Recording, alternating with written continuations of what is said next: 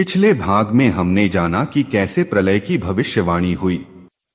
राजा सत्यव्रत को प्रभु ने दिव्य नाव का आदेश दिया और स्वयं मत्स्य रूप में प्रकट होकर उन्हें सुरक्षित मार्ग दिखाया। पर यह प्रलय क्यों आया?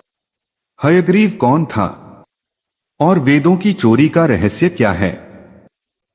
जानिए इस भाग में।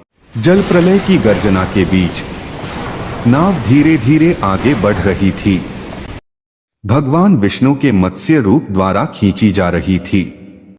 राजा सत्यव्रत, सप्तर्षि और सभी जीव जंतु प्रभु की कृपा से सुरक्षित थे।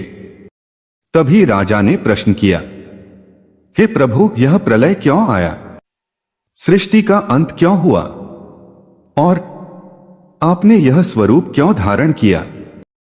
भगवान विष्णु बोले, हे राजन, यह सिर्फ अंत नहीं, एक नई शुरुआत है।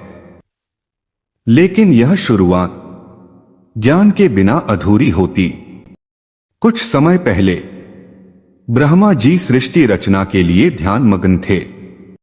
उसी समय एक दानव ने अवसर का लाभ उठाया। वह था हयग्रीव। उसने ब्रह्मा के मुख से निकले वेदों को चुरा लिया और गहरे समुद्र की अतल गहराइयों में छिपा लिया। वह ज्ञान जो सृष्टि का आधार था, अब अंधकार में डूब गया था और यही कारण था इस प्रलय का। राजा स्तब्ध रह गए।